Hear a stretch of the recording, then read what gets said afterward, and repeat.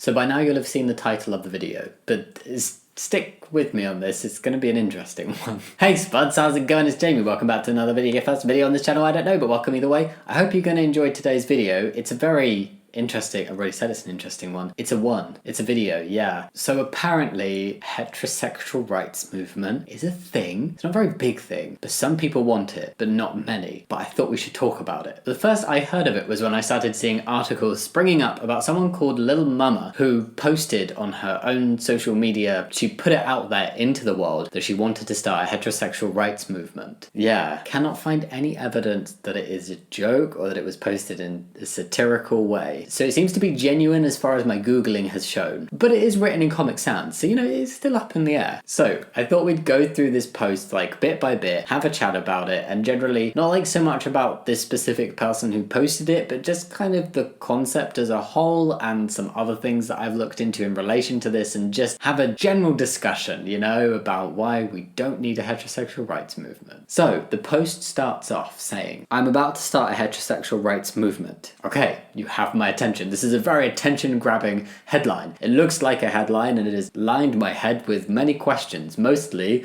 why? Anti-LGBTQ bullying. In very big purple letters, you can't miss it, it's very there. Which honestly sounds like it's about to talk about, or about to be itself, bullying of LGBTQ plus people, because it's saying anti-LGBTQ bullying. Being a bully who's anti-LGBTQ+. I think it was a poor wording choice, because based on this being a post about starting a heterosexual rights movement, I'm going to go on the assumption that what she meant by this is calling LGBTQ+ people bullies, as in bullying straight people. Definitely not the correct use of anti-LGBTQ, because anti-LGBTQ doesn't mean straight, it means homophobic or transphobic. It means being like against LGBTQ+ people. You'll fight so hard to be respected, and some of you, not all, get a kick out of bullying people for having an option. For having an option. Does she mean opinion? Or option not to be discriminated against for being gay? But this really is such a trope. Like, it is just, it's something I've heard a lot. The whole like, well, you had to fight to be respected, LGBTQ+ people, so why are some of you being bullies? That means like, why are you doing this? I'm gonna blame all of you. I don't know what context this person is using it in currently,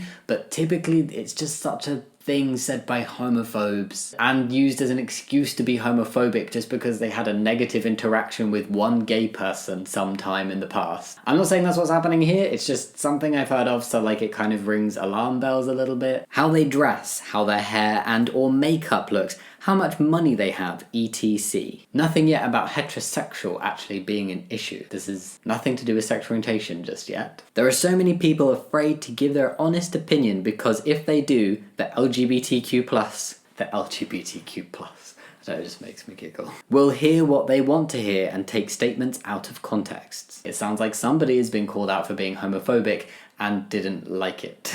And I can't say for sure, but apparently what is being said everywhere that I've looked into this is that she posted this in response to being called out for being transphobic. And there's also a clip of her being quite transphobic to a trans contestant on this dance show from a little while back, so it's possible that that is the reason why this has happened. And in that case, I'm really not sure how you leap from being called out for transphobia to starting a heterosexual rights movement. Trans people can be heterosexual. In your heterosexual rights movement, you would be including some trans people. I think what she may have wanted to start is a cisgender rights movement, or a cisgender heterosexual rights movement. But back to like the serious chat, too often I've heard the whole like, I'm straight and cis, and I'm too scared to share my opinion in case the LGBTQ+ call me out and say I'm homophobic. And then the opinion turns out to be really homophobic and or transphobic. There really are quite a few parallels between the wording of this post and what I've heard a lot of people say when they don't like the fact they've been called out for being homophobic. It ends with her saying, I don't have to prove myself by reminding people that I have loved ones of the LGBTQ+ community.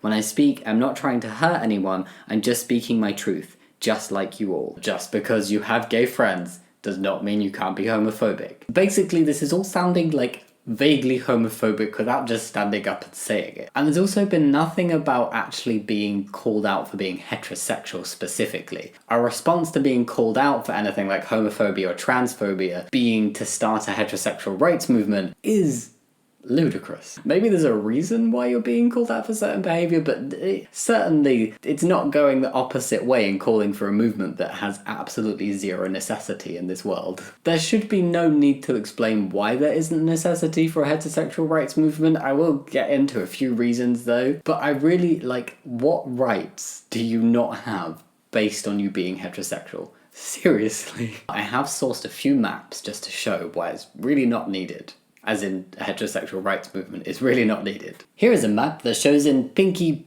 purple, a kind of pinky reddy colour, basically the non-grey areas, is where it's literally illegal to be LGBT+. Map number 2 shows where gay marriage is legal as of 2020. All of the grey areas show where it's still illegal to marry somebody of the same gender. And having a glance at the dates on this map, gay marriage has not been legal anywhere prior to the year 2000, which really is not that long ago. And look at how a vast amount of this map is still grey, meaning illegal. This third map shows in dark blue where it's legal to be LGBT+, and the country also has protective laws in place for LGBT+ people. Those protective laws are incredibly important. As you'll see, there's loads of places on the map that are light blue where yes, it's legal to be gay, but there's no legal protections in place for LGBT+ people who live there. Meaning you have no legal protection from any kind of discrimination that may happen. Then in the dark pink, this is where it's illegal to be LGBT+, and people can be criminally prosecuted based on their identity. Then finally, in light pink, those are the places where it's illegal to be LGBT+, and it's punishable by death. Now let's look at our final map. Ta-da!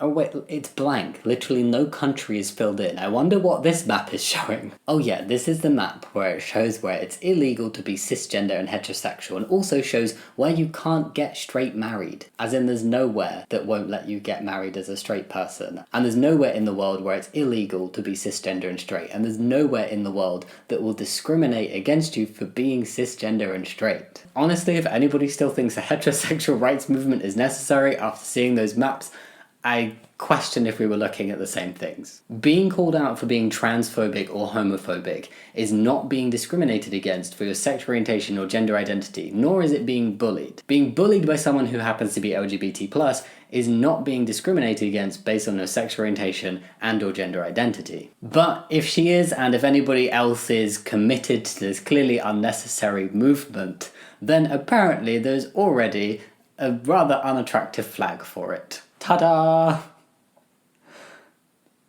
Ta-da! It literally says heterosexual rights on it. It's just so grey. And there's also some t-shirts to wear as well. Heterosexual pride on the front with a pink and a blue heart, because why not, of course. That works for heterosexual pride. Then on the back it says, because we do have rights. Too. I mean, yes, you do. That's the point. That's why we don't need a heterosexual rights movement, because you do have the rights. All the rights are there. There are no more rights for you to fight for. It's why LGBT+ people are still fighting for equality, because they have less rights than heterosexual cisgender people. So yeah, that was my dive into why we don't need a heterosexual rights movement, and my slight confusion over somebody's reasoning for asking for a heterosexual rights movement, and also why posting something like that does come off as homophobic, even if it's carefully worded and even if it's not intended to.